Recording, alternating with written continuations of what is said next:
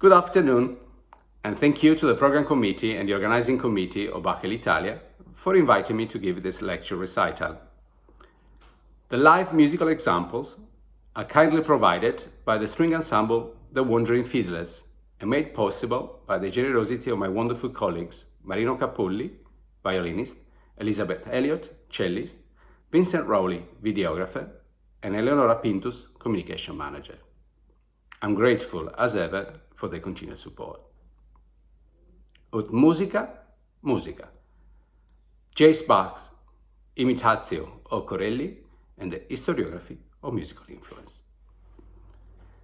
Great composers, to be truly great, are reckoned to be able to sum up their predecessors' achievements as well as open up new vistas for the benefit of their successors. Unlike ordinary people, it does not suffice for them to do their best under the best possible circumstances.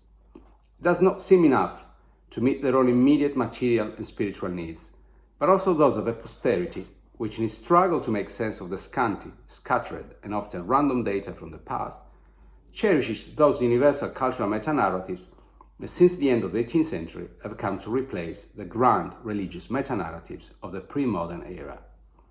Organicity, rise and fall, progress, development. These are the words one most commonly encounters. So, our musical heroes must be revolutionaries steeped in tradition.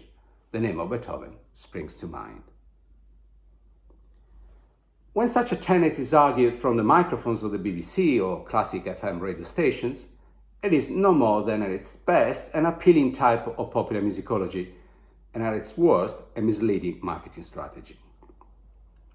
When argued through the channels of prestigious academic publishers, however, the tenet amounts to an old-fashioned explanatory model which, though less current than it once was, is still used in common musical parlance and adopted by performing artists and their students or followers, the so-called historiography of musical influence.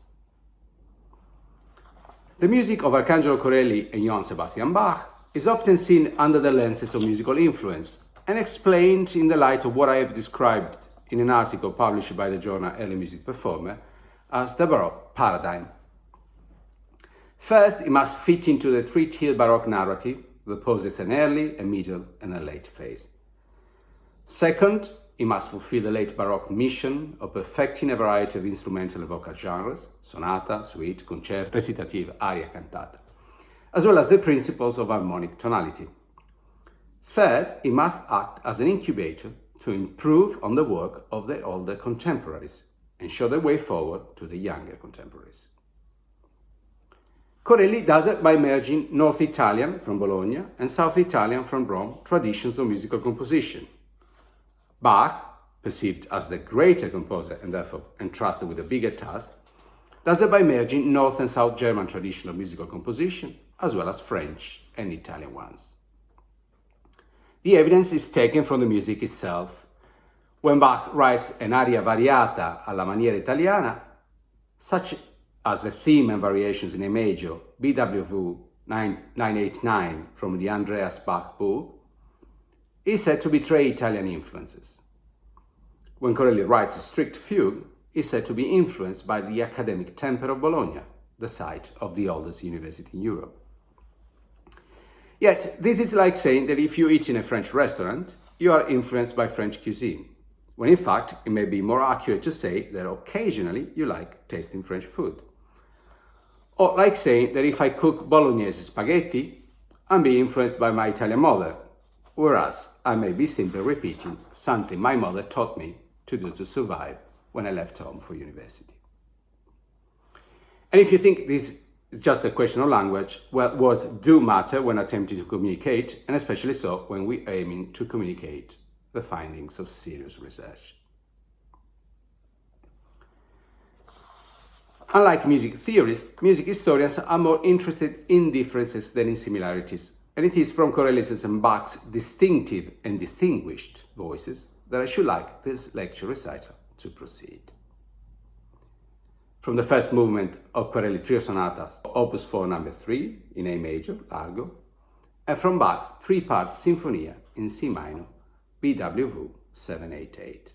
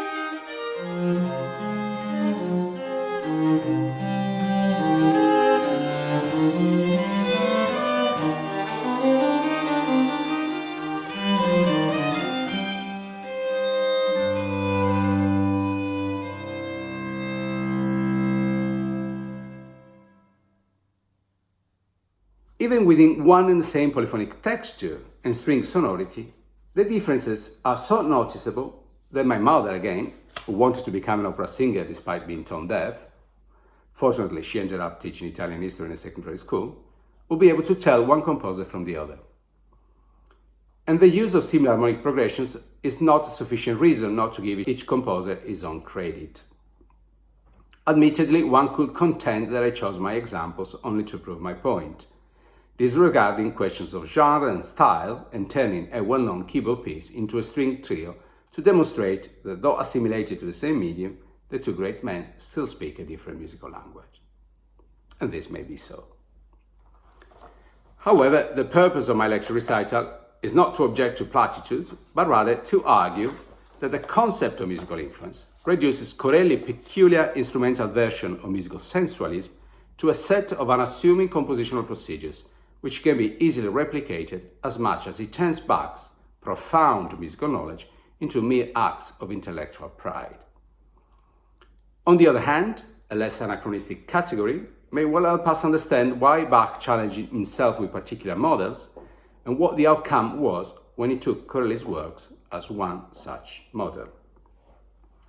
I am referring to the ancient rhetorical practice of imitatio, which humanists had revived since the 15th century and turned into the most conspicuous activity through which a relationship between a pre-existing text and a newly forged one was established. The Latin name encompassed a variety of cultural behaviors, ranging from transcription to adaptation, arrangement, elaboration, revision, reworking, recomposition, parody, and prompted by a plurality of aesthetic desiderata, including imitation, allusion, emulation, homage, following, competition, and rivalry.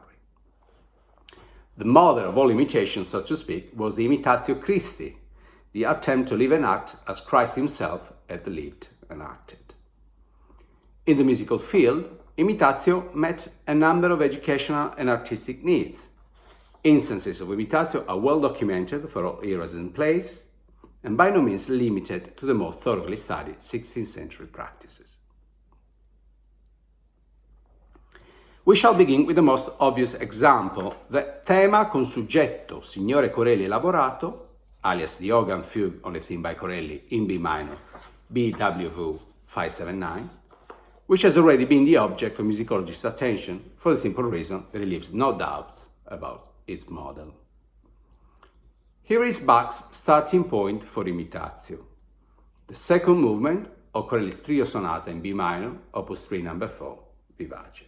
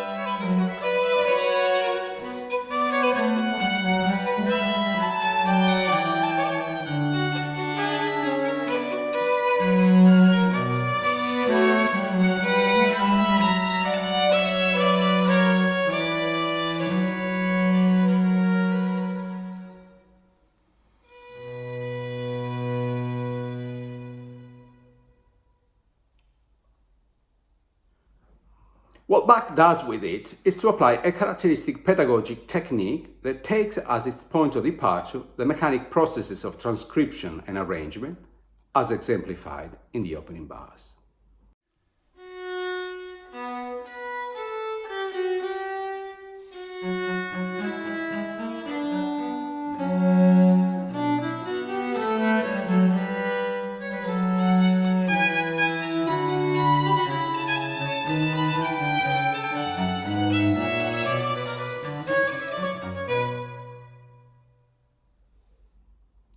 and he gradually evolves into what humanists would have called glossing on authority, a series of annotation, at times marginal, at times substantial, through which the meaning of the original text is made more explicit, as in the following passage.